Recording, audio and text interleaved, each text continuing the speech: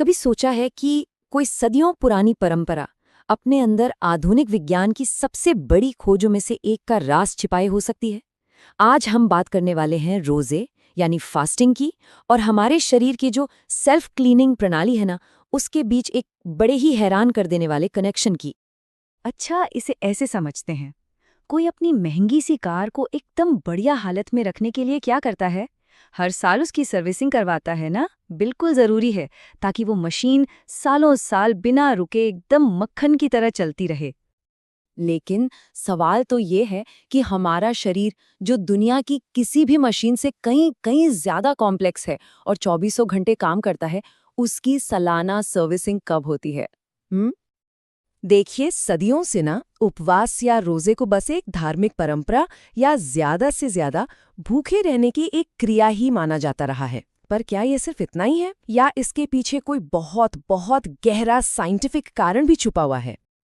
और कमाल की बात तो ये है कि आज से लगभग 1400 साल पहले एक पवित्र ग्रंथ में एक ऐसा इशारा मिलता है जिसका सीधा कनेक्शन हमारे शरीर की सबसे छोटी इकाई यानी हमारे सेल्स की हेल्थ से था। कुरान की सूरह अल बकरा में एक आयत है जो कहती है, और तुम्हारा रोजा रखना तुम्हारे लिए बेहतर है अगर तुम जानते हो। इस लाइन का जो आखिरी हिस्सा है ना, वो सबसे ज्यादा ध्यान खींचता है। अगर तुम जानते हो, ये एक पहेली जैसा है ना? मानो ये कहा जा रहा हो कि इस काम में एक ऐसा गहरा फायदा छिपा है जिसे समझने में शायद सदियां लग जाएंगी। और वाकई ये एक ऐसा राज था जो बस विज्ञान के सामने खुलने का इंतजार कर रहा था। और फिर सदियों के लंबे इंतजार के बाद आखिरकार वो दिन आया। विज्ञान ने उस राज से पर्दा उठा ही दिया। जी हाँ, एक ऐसी खोज हुई जिसने उस पुराने इशारे को साइंटिफिक तौर पर सच साबित कर दिया। जरा इस टाइमलाइन को देखिए, ये 1400 साल के फासले को एक पल में जोड़ देती है। एक तरफ 1424 ईस्वी में एक इशारा दिया गया और दूसरी तरफ ठीक 2016 में जापानी साइंटिस्ट योशिनोरी ओसुमी ने ऑटोफेजी की खोज के लिए नोबेल प्राइज जीतकर उसका साइंटिफिक सबूत दे दिया। तो आखिर ये ऑटोफेजी है क्या चीज? मतलब ऐसी क्या खोज थी कि नोबेल प्राइज तक मिल गया? चलिए अपने शरीर के इस डीप क्लीनिंग प्रोग्राम को ना थोड़ा आसान भाषा में समझते हैं। देखिए, ऑटोफेजी शब्द ग्रीक भाषा से आया है। इसमें ऑटो का मतलब है खुद और फेजी का मतलब है खाना। तो इसका सीधा सा मतलब हुआ खुद को खाना। अरे घबराइए मत, ये हमारे शरीर का एक नेचुरल रिसाइकलिंग सिस्टम है। इसमें हमारे सेल्स अपने अंदर का जो भी कचरा है, टूटे फूटे प्रोटीन्स हैं, बीमार हिस्से हैं, उन्हें खुद ही खाकर खत्म कर देते हैं। और मजे की बात यह है कि उसी कचरे से फिर नई एनर्जी और नए हेल्दी सेल्स बना लेते हैं। तो रोजा रखने से ये प्रोसेस शुरू कैसे होता है? होता ये है कि जब हम 12 से 16 घंटे तक कुछ नहीं खाते, तो शरीर को बाहर से तो कोई एनर्जी मिल नहीं रही होती। तब हमारे सेल्स क्या करते हैं? वो मजबूर होकर शरीर के अंदर ही फ्यूल ढूंढना शुरू कर देते हैं। और जानते हैं ये फ्यूल कहाँ से मिलता है? शरीर में जमा कचरे से, खराब प्रोटीन से और जो पुरानी बूढ़ी कोशिकाएं हैं उनसे। बस शरीर इसी कचरे को तोड़कर एनर्जी बनाता है और इसी मटेरियल से नए हेल्दी सेल्स तैयार कर लेता है।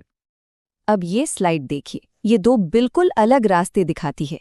एक तरफ है रोजा रखना, जिससे ऑटोफेजी एक्टिवेट होती है, मतलब शरीर की डीप क्लीनिंग होती है, इम्यून सिस्टम रीसेट होता है और नए स्टेम सेल्स बनते हैं।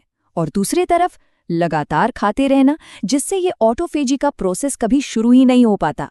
नतीजा, सेल्स में कचरा जमा होता रहता है और यही कचरा आगे चलकर कैंसर, अल्जाइमर और पार्किंसंस जैसी खतरनाक बीमारियों की जड़ बनता है। और इस बात को ना साइंस भी सपोर्ट करता है। अमेरिका की यूनिवर्सिटी ऑफ सदर्न कैलिफोर्निया में डॉक्टर वॉल्टर लोंगो की एक रिसर्च है, वो भी यही कहती है। उनके मुताबिक जब हम कुछ दिनों तक फास्टिंग करते हैं तो हमारे शरीर अपने इम्यून सिस्टम की पुरानी और कमजोर कोशिकाओं को खुद ही खत्म करने लगता है और फिर उनकी जगह पर नई एकदम मजबूत स्टेम कोशिकाएं बनाता है। मतलब ये तो पूरे इम्यून सिस्टम को रीसेट करने जैसा हो गया। तो सबसे दिलचस्प बात क्या है? यही कि जो ज्ञान सदियों पहले दिया गया था, वो आज घूम फिर कर पूरी दुनिया में एक बहुत बड़ा हेल्थ मूवमेंट बन चुका है। आजकल हर जगह इंटरमिटेंट फास्टिंग का नाम सुनने को मिलता है ना? यानी रुक रुक कर उपवास करना। अच्छी सेहत के लिए, वजन घटाने के लिए, एंटी एजिंग के लिए ये आज सबसे पॉपुलर तरीकों में से एक है। सिलिकॉन वैली के टॉप सीईओ से लेकर दुनिया के बड़े बड़े एथलीट्स तक हर कोई इसके फायदों को अपना रहा है। और आखिर में बात घूमकर फिर वहीं आ जाती है। सोचिए, 1400 साल पहले जब खाने पीने की कोई कमी नहीं थी, तब भी भूखे रहने को बेहतर क्यों कहा गया? शायद इसलिए क्योंकि जिसने इस इंसानी मशीन को बनाया वो ये भी जानता था कि इसे लंबे समय तक एकदम परफेक्ट तरीके से चलाने के लिए एक सालाना ओवरहॉलिंग की जरूरत पड़ेगी। तो रोजा सिर्फ भूखा रहना नहीं है, बल्कि ये हमारे शरीर के डिजाइन का ही एक बहुत जरूरी हिस्सा है। और ये सब हमें एक बहुत बड़े सवाल पर लाके खड़ा कर देता है। अगर हमारे सेल्स की हेल्थ का इतना बड़ा राज एक प्राचीन ज्ञान में छिपा था, तो न जाने ऐसे और कितने रहस्य होंगे जो आज भी बस इस इंतजार में हैं कि विज्ञान उन्हें खोज निकाले।